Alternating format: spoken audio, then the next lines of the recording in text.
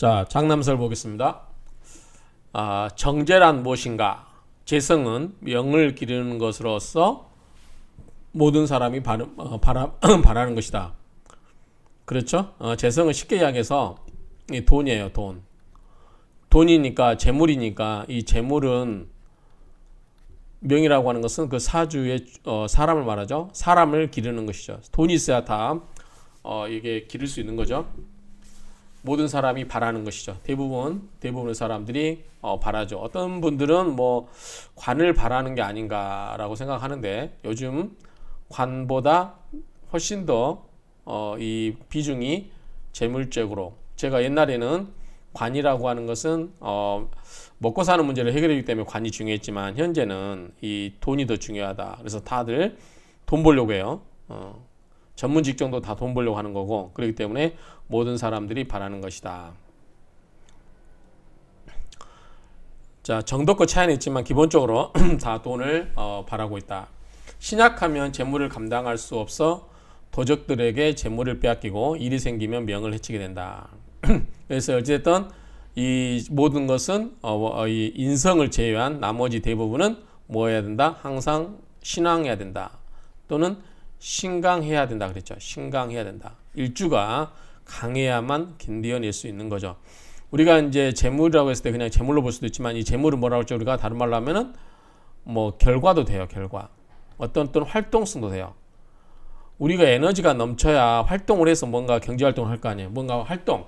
이 재성이라고 하는 것은 어떤 결과를 추구하기 위한 활동으로 본다고 하면 몸이 건강해야 활동을 할 거 아니에요. 몸이 아프고 기운이 없고 그러면은 활동을 왕성하게 할 수 없죠. 그러니까 그렇게 생각하시면 됩니다. 뭐 여자에 비유할 수도 있겠지만 제다 신약하면은 할아버지가 젊은 여자를 많이 데리고 있는 거 이렇게 비유도 했지만 또는 아픈 사람이 활동을 많이 할 수도 없지 활동을 많이 할 수 없는 것 같다 이렇게 이야기할 수 있겠죠. 재성이 칠사를 만나는 것이 좋은데, 자, 이것은 비겁이 많은 경우죠. 칠사를 만나면 십중팔구 귀한명이다. 원래 내가 있고 이 칠살은 뭐죠? 칠살은 관과 달리 나를 뭐죠? 관도 나를 극하고 칠살도 나를 극을 해요. 그렇지만 관은 재화가 돼 있는 거고 칠살은 재화가 돼 있지 않아요. 그런데 재성이 칠살을 만나는 게 좋은 게 뭐냐면 좋다고 했는데, 자, 재성이 여기에 있어버리면 재성이 뭘 생하죠? 살을 생하죠. 그러니까 살이 더 흉포같게 날뛰게 되겠죠. 그런데 재성이 칠살을 만난 게 좋다고 하는 게 이게 지금 여기에 하나가 있어야 될 것 같아요. 뭐냐면 비겁이 많은 경우가 있잖아요. 비겁이 많다. 그러면 비겁은 나와 같은 격이잖아요. 그러니까 칠살이 많아도 내 주변에 내 형제들이 많으면 견뎌낼 수 있어요. 이 핍박을. 그렇죠? 나 혼자면 재성이 많으면 재성이 살을 생해버리면 좋지 않겠죠. 나 혼자만 애로 있다 그러면 이 살의 이 극을 받기가 힘들 거예요. 그런데 여기다가 이 살의 기운을 보태주는 재성이 와버리면 안 되겠죠. 그런데 어떨 때 비겁이 많으면 나 위에 같이 견디어줄 형제가 많기 때문에 재성이 많아도 좋죠. 재성이 많으면 내 형제들과 재물을 나눠 가질 수 있기 때문에 좋고, 또 재성이 살을 생해주더라도 이것이 견뎌낼 수 있다. 이 살의 극을 견뎌낼 수 있기 때문에 그다지 나쁘게 보지 않는다 이 말이죠. 비겁이 있을 경우라고 그랬죠. 비겁이 많은 경우라고 했어요. 그것도 적당한 게 아니라 많은 경우는 어쨌든 무리를 지어서 극을 견뎌내거나 재물이 많아도 내 재물을 나누어 가질 수 있기 때문에 좋다라고 하는 거죠. 그래서 17살 만나면 10중팔구 귀한명이다 라고 했고요. 만약 재성을 쓰는 사람, 즉 재성격이 일간이 왕성해야 되겠죠. 그리고 비견 형제가 많으면 어떻게 해요?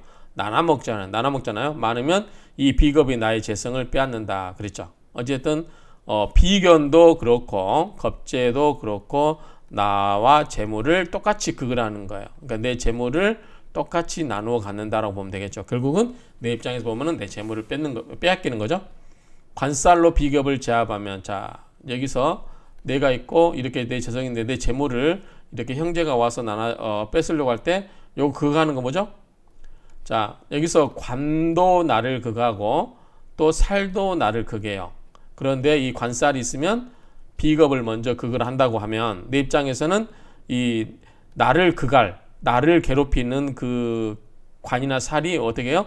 내 재산을 빼앗는 비겁을 극을 해서 내 재물을 지켜주게 되죠. 그러면 자, 관이나 살로부터 극을 받는 것을 관심을 어느 쪽 돌리죠? 비겁적으로 돌리고, 그럼 내가 그걸 받는 게 약해지고, 그리고 그걸 통해서 내 재물을 지켜주니까 관살이 와도 좋겠죠. 이럴 경우는, 비겁이 있을 경우는요. 그래서 이런 걸로 좋다.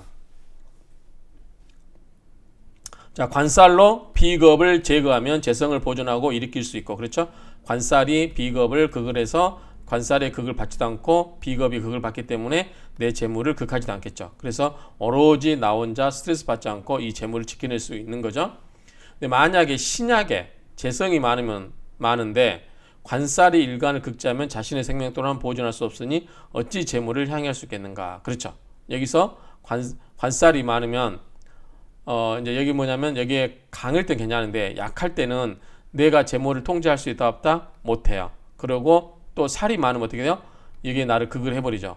그러면은 내가 견뎌낼 수가 없죠. 극은 극대로 받고 나는 또 누군가를 극을 할 수 없고 힘이 없어서 그러면 내 자신이 존립 자체가 위태로울 수 있다 그 말이에요. 그러면 아예 재물도 지킬 수가 없다라는 거죠. 자, 재성이 쇠약하고 재성이 약하죠. 그리고 일주가 왕성하다. 그러면은 나는 에너지가 넘치는데 재물은 약해요. 그러면 별로 안 좋겠죠, 이것도? 그러면 이것을 어떻게 된다? 식신상관으로 재성을 생하는 것이 좋고, 자, 식신상관이 있어버리면 좋죠. 내가 왕하다고 그랬어요. 왕하니까 아생식, 나의 왕한 기운을 설기시켜요. 식신으로. 그 식생재, 재물을 생해주죠. 나의 왕성한 에너지를 식신으로 또는 상관으로 빼서 이것이 재성을 생해주니까 내 재물이 늘어나는 거죠. 그래서 좋고, 만약 일간이 약하고 재성이 많으면 형제인 비겁으로 재성을 분할하고 부모인 인성운으로 가야 일간을 도와준다. 자, 이거는 뭐냐면, 자, 내가 있는데 약해요. 약합니다. 근데 재물이 있어요. 그러면은 어떻게 되냐? 내가 일간이 약하고 재성이 많으면 이 재물을 누가 통제해줘야 돼요? 형제가 해줘야 되죠. 비견이나 겁제가 이걸 해줘야 되죠. 그래서 재산을 내 대신 이것을 관리하도록 하고, 그리고 내가 힘이 약하니까 힘을 받아야 되죠. 날 키워준 것보다 인성이죠.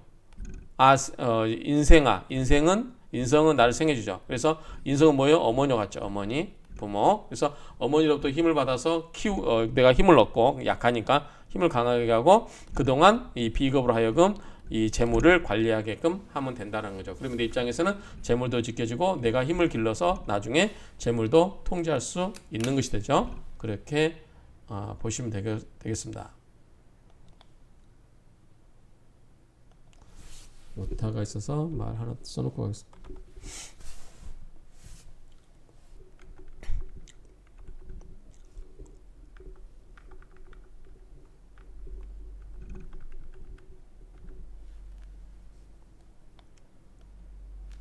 자, 편제를 쓰는 자, 편제격은 주로 부귀함이 많고 정제를 쓰는 자는 불급함이 많다.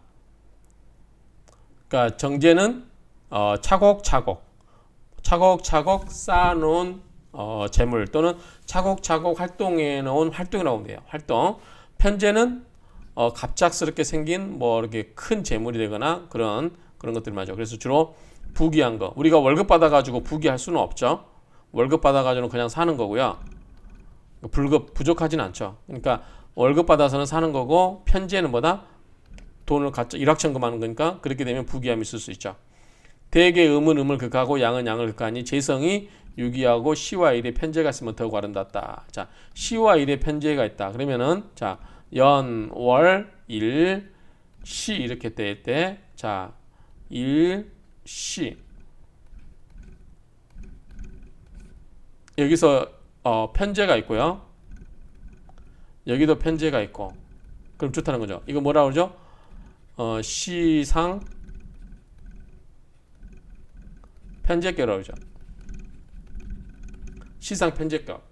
일지에 뿌리를 두고 시간에 이렇게 편제가 투과되는 것, 투출되는 것, 이것을 시상 편제격이라고 한다. 그래서 이거를 굉장히 노후에 말년에 돈이 많은 팔자 이렇게 할 때 우리 시상 편제격이라고 이렇게 이야기합니다. 다음 진수함수를 보겠습니다. 자, 정제와 편제가 혼잡되지 않고 정제격을 이루면 관사를 쓸 필요가 없고, 혼잡되어 있으면 관사를 쓸 수도 있다는 거죠. 정제와 편제가 혼잡해도 정제격을 이루면 고을의 가장 큰 부자가 된다. 제가 앞에서 이야기했지만 정제와 편제를 꼭 구분할 필요가 있을까? 정제와 편제가 혼잡되면, 우리가 관사는 혼잡되어 있으면 안 좋다고 했지만 정제와 편제는 혼잡되어 있어도 무방하지 않을까. 그래서 앞에서 정제와 편제를 구분하지 않는다는 설도 있었잖아요. 그래서 꼭 그렇게 볼 필요가 있을까라는 생각을 합니다. 여기서 끊어서 하겠습니다.